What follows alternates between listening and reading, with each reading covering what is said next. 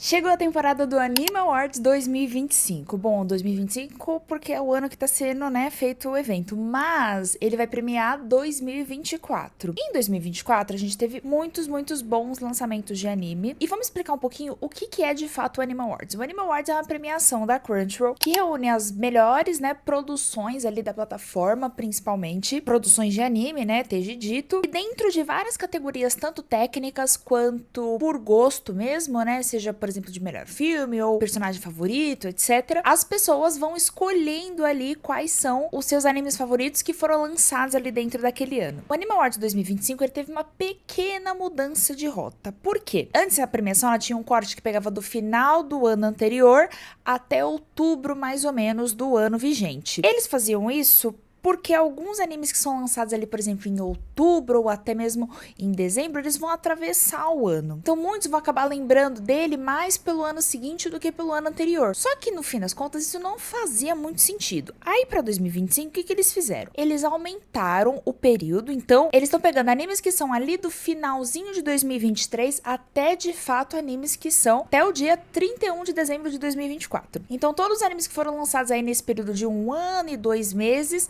vão constar aqui nessa lista. Mas na premiação do ano que vem, que vai premiar os animes de 2025, eles vão fazer de fato todos os animes que foram lançados do dia 1º de janeiro de 2025 até o dia 31 de dezembro de 2025. Eles fizeram essa mudança pra gente conseguir ter esse corte certinho agora na próxima premiação. Dentro do Anime Awards existem várias categorias, né? Então tem a categoria de anime do ano, de filme do ano, melhor continuação, melhor série estreante, anime original, enfim. Tem várias categorias diferentes. Eu vou falar aqui rapidamente qual que foi a minha escolha de cada um, pelo menos dessas mais populares, principalmente. E antes da gente falar das categorias e dos animes, eu quero falar que eu fui escolhida como uma das juradas do Anime Awards esse ano. A Crunchyroll me convidou e eu fiz parte ali do júri como uma das pessoas que escolheu ali uma das obras que são indicadas nas categorias, e eu também tive um peso ali no voto da escolha dos vencedores. Porque os vencedores, como funciona?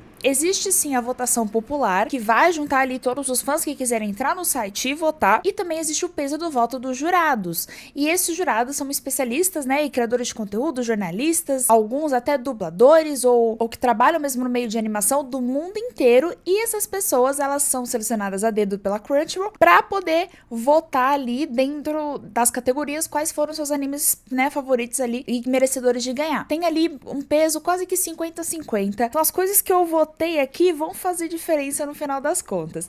E aí depois, quando sair os vencedores lá no dia 25 de maio, dia 25 de maio vai ser uma transmissão super especial feita lá no Japão e que vai ter o anúncio e tudo mais. E a gente pode até talvez fazer uma live aqui no canal, não sei, vou ver ainda o que eu vou fazer. E aí depois dos anúncios a gente vê, de acordo com as minhas escolhas, quais eu acertei, quais eu não acertei. A gente faz esse exercício bem legalzinho aí, estilo Oscar. Eu acho bem gostoso. Vamos lá. Vamos começar com a categoria de filme do ano. Filme do ano, a gente tem indicado o filme de Haikyuu, o filme de Look Back, Mononoke, My Hero Academia Your Next, Spy Family Code White e The Colors Within. Nessa categoria eu escolhi Look Back, porque eu acho que esse aqui foi um dos animes mais interessantes, tanto visualmente e tanto a narrativa ali que o Fujimoto Tatsuki coloca. Eu sou completamente apaixonada, eu sou obcecada neste homem. Mas o filme de Haikyuu também merecia, porque além de ter tido muita expectativa, a animação foi muito bonita também. Eu confesso que eu nunca dei uma chance pra Mononoke. Eu gosto muito do visual de Mononoke. E aí, My Hero Academia e esses filmes de Spy Family são mais,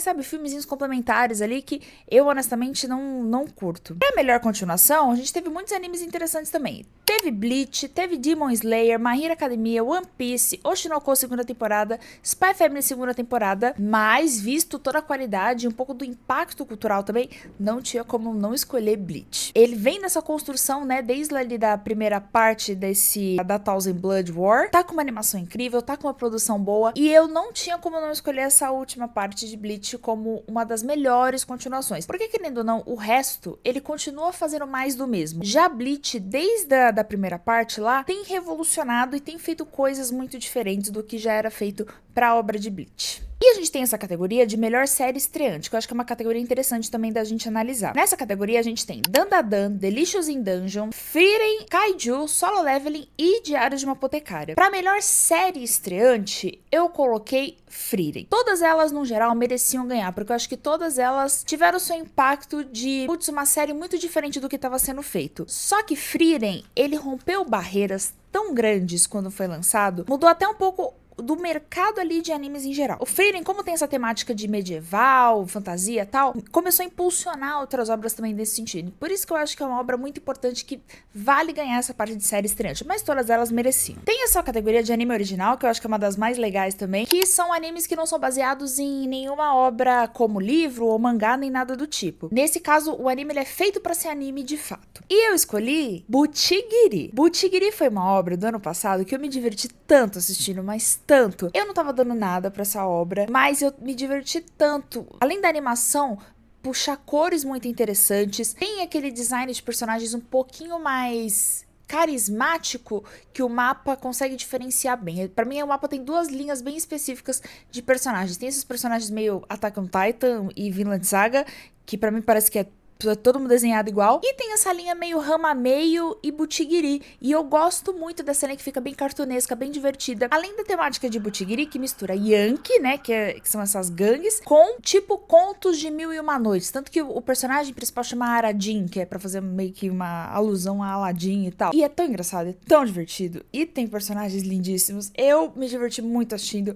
Butchigiri ano passado. Por isso que eu coloquei aqui. E acho que também é um dos mais criativos aqui dessa lista. Aí a gente tem essas categorias que são mais técnicas, né? Que pra mim, melhor animação nunca deveria entrar Demon Slayer, porque sempre vai ganhar. Porque se for olhar do ponto de vista técnico, de fato, é muito bem feito e é muito bonito. E o uso de 3D é bem controlado. E quando é usado ali na obra, é muito bem inserido. Você quase não percebe que tá ali dentro. Então, nesse caso, eu coloquei Demon Slayer, Treinamento Hashira? É sim, Treinamento Hashira, que foi esse último que lançou. Melhor design de personagens, eu coloquei Dungeon Mesh. Pra mim, Dungeon Mesh, ele é do estúdio Trigger, né? Misturam os outros estúdios ali, mas principalmente do estúdio Trigger. E o estúdio Trigger, eu gosto que ele traz personagens cartunescos, ele foge um pouco dessa coisa da realidade. E ficou tão lindo os personagens de Dungeon Mesh ali. Eu gostei muito, eu adoro o estúdio Trigger, adoro as animações do Trigger. E porque ele consegue deixar tudo muito cartunesco, tudo muito fofo, sabe? Parece que tudo é muito fofo. E Dungeon Mesh traz essa vibe, né? De coisa mais cozy, mais fofinha. Pra melhor diretor, eu escolhi o diretor de Diário de uma Apotecária. Eu acho que ele soube fazer um bom trabalho de Diário de uma Apotecária pra não tornar a história lenta. Porque a história de Diário de uma Apotecária, ela é contada como pequenos casos criminais, né? Que ela vai resolvendo. E a chance disso ficar chato é 100%, que é pra mim o que tá acontecendo, por exemplo, em Sakamoto Days. Pra mim tem uma coisinha ali de direção que não tá funcionando, a história não tá sendo contada do jeito certo, ou os casos, por mais que eles sejam diferentes, parece que tá tudo igual, mas em Diário de uma Apotecária isso não acontece. Tem hora que ele dá esse ritmo lento, tem hora que ele sabe trazer o humor, ele sabe trazer as cenas românticas, ele consegue criar essa tensão sexual ali, sabe? Entre o Jinshi e a Mao Mao. Eu gosto desse jeito que ele faz a contação de história ali no anime. E lembrando, né, que o diretor, ele conta a história. Então, é a forma que ele vai contar. Por isso que o diretor é muito importante, porque ele, de fato, não vai criar, mas ele conta a história. Se ele vai dar um tom mais sarcástico, mais engraçado, mais sério, mais dramático, isso aí é tudo com ele. E também, para melhor cenário artístico, eu coloquei Diário de uma Apotecária também. Porque acho que dentre todos esses que estavam aqui indicados, ele é um que traz essa vibe de China antiga, que traz esse design que parece que é muito clássico, muito fácil de fazer, mas você não tem tantas referências assim no seu dia a dia. Então você tem que buscar muito isso em imagens, em livros, em descrições. O ambiente ali que eles criaram ficou tão fiel e você se sente tão dentro ali daquele universo, por isso que eu escolhi Diário de uma Apotecária. E apesar de parecer uma China, né, em nenhum momento fala que é de fato, é meio que uma nação fictícia, mas dá essa impressão, sabe? Pra animes de romance ficou uma coisa bem esquizofrênica, porque honestamente, aqui de romance mesmo, a gente só vai ter 3. Tem a Sign of Affection, que ok, Blue Box, que também acho que ok, Makeni, entra mais um slice of life, né? Mas vou considerar aqui como um romance, ok? Ramameio, que não é de romance, né? Muito mais comédia do que romance. O romance ali fica bem nas entrelinhas. E Scott Pilgrim, tenho tantas opiniões, gente, sobre por que Scott Pilgrim tá indicado aqui. Eu não fiz parte dessa escolha, tá? Não fui eu coloquei a Sign of Affection, tá bom? Então, assim, na parte ali da escolha dos indicados, eu coloquei a Sign of Affection, eu coloquei Blue Balls, coloquei outros animes ali de Oma, não fiz parte disso, dessa palhaçada aí de Scott Pilgrim. E por último é The Dangers in My Heart Season 2. E pra melhor anime de romance, obviamente eu vou colocar a Sign of Affection. Já fiz vídeo aqui no canal de Sign of Affection, tá entre os meus shoujo's favoritos também. Eu tô acompanhando o mangá também de Sign of Affection. Eu sou apaixonada por essa história. Eu gostei muito do jeito que foi retratado, eu gostei dos personagens, como a gente mudou um pouquinho ali o design deles, né?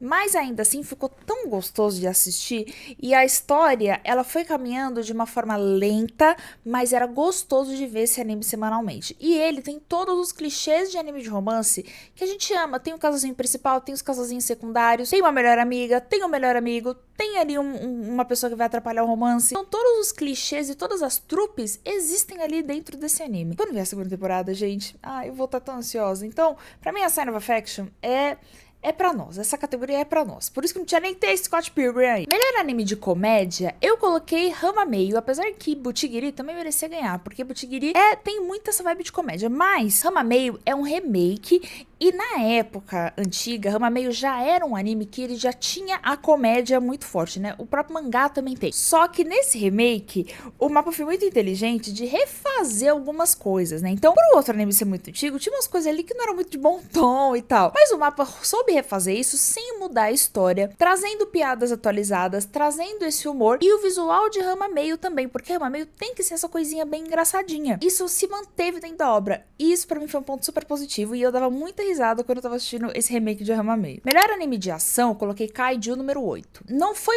um anime que teve mais cenas de ação muito bem feitas, muito bem animadas e tal. Mas eu gostei porque teve muitas cenas de ação e que essas cenas de ação tiveram um motivo ali para elas estarem acontecendo. Além delas terem um peso dramático muito interessante em todas as lutas ali que foram feitas. Então todas as lutas, elas tinham uma causa, tinham uma consequência e não era só a luta pela luta, que pra mim é muito chato quando isso acontece. Por isso que eu coloquei Kaiju número 8. Melhor Isekai, honestamente, eu não posso opinar, porque eu não assisto quase nada de Isekai e esses que estão listados eu também não assisti. Mas se eu fosse escolher, talvez escolheria ReZero, porque ReZero é um que eu gosto de assistir, apesar que foi umas 2 temporadas que eu não assisto direito, mas eu gosto de ReZero. Melhor anime de drama eu coloquei nesse caso Apotecária, porque a Apotecária tudo ali é pautado no drama, né, convenhamos. Todos os casos que ela vai resolvendo, todos têm uma carga dramática ali de alguma forma. Então é um conflito de família, é um conflito de amor, é algum abandono, enfim, alguma coisa vai ter. E é autoexplicativo, né, porque Diário de uma Apotecária é um grande novelão. E por isso que eu adoro, por isso que pra mim ele é o melhor anime de drama. E nessa categoria também tava Dead Demons Destruction, que não faz sentido, né? Porque pra mim tinha que estar em sci-fi. Oshinoko e Pluto. E honestamente, Pluto, eu acho que sim, tem muito forte esse drama, Oshinoko também, e DDD também tem, só que DDD e Pluto é sci-fi na sua mais pura essência. Oshinoko talvez valeria, só que eu gosto mais do drama de Apotecária do que de Oshinoko no geral, porque Oshinoko tem aquele ponto ali de fantasia e tal, que eu acabo não curtindo muito. Melhor personagem principal, a gente teve indicado Frieren, Kafka Ribino, a Momo e o Okarun, em meio que escolhas separadas os dois, Mao Mao e o Sung Jin-woo de Solo Leveling. Mas, entre todos esses, eu gosto muito do Okarun e da Momo, pra mim eles formam uma dupla de protagonistas muito boa. Eu gosto do Kafka porque ele foge um pouco desse estereótipo de jovens, adolescentes, etc. E a Frieren é autoexplicativo porque o nome do anime é o nome dela, né? E o Sung Jin-woo, eu até gosto dele, eu acho ele um bom personagem,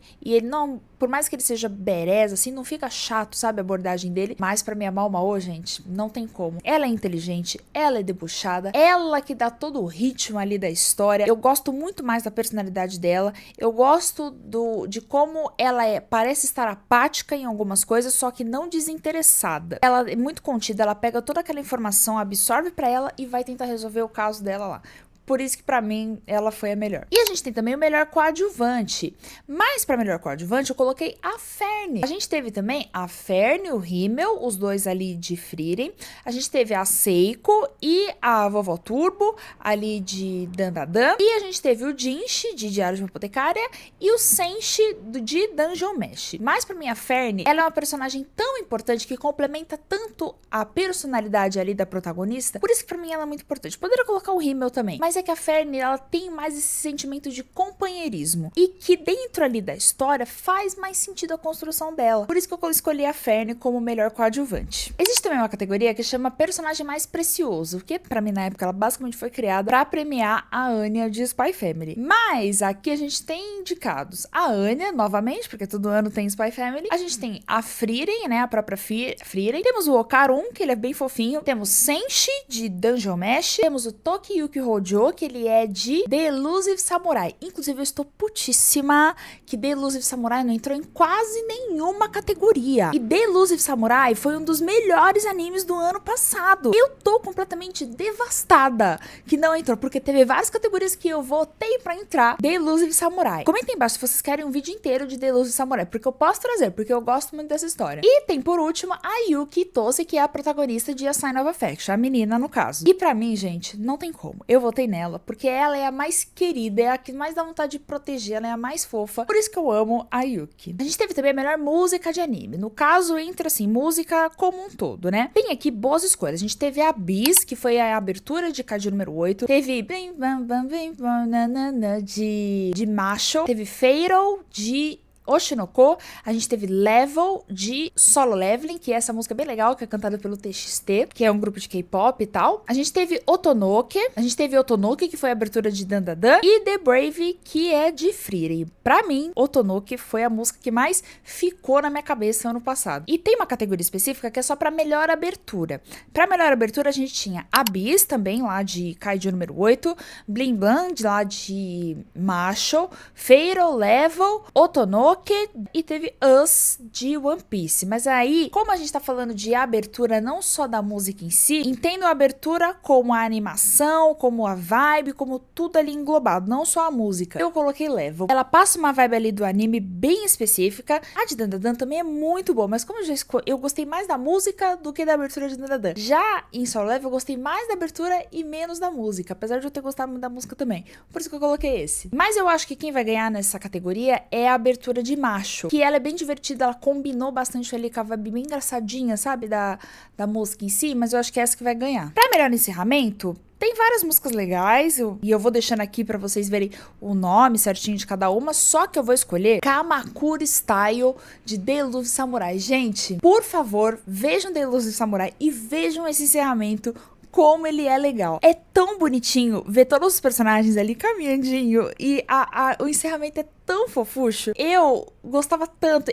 Eu normalmente sempre pulo o encerramento, mas quando eu tava assistindo The Elusive Samurai, eu não pulava, porque eu adorava Kamakura Style. Aqui a gente tem uma categoria que é a melhor performance de voz, que é pros dubladores. E nesse caso aqui a gente vota em um em japonês e um na nossa língua, que o site ali que a gente tá votando. No caso, a gente tá votando aqui um em japonês e eu escolhi a Oyuki, que é a dubladora da Mao Mao. Ela tem uma vozinha que faz uma voz meio nasal ali pra falar da Mao Mao, e não é aquela vozinha muito fina, sabe? Que eu não gosto muito dessas dubladoras quando elas colocam as vozes muito fininhas pra representar esses personagens. E melhor performance de voz brasileira, eu coloquei o Charles Emanuel, que é o dublador do Song Jin-woo. A dublagem em português de Solo Leveling, ela é excelente, e eu adorei que essa segunda temporada veio já dublada ali, ó, praticamente junto, né? Demorou, acho que tava 1 ou 2 episódios só atrasado. Uma voz mais jovial, sabe? Mas que é confiante também, então combina muito com o Song Jin-woo. E por último, a gente tem o anime do ano. O anime do ano, eu sempre penso assim: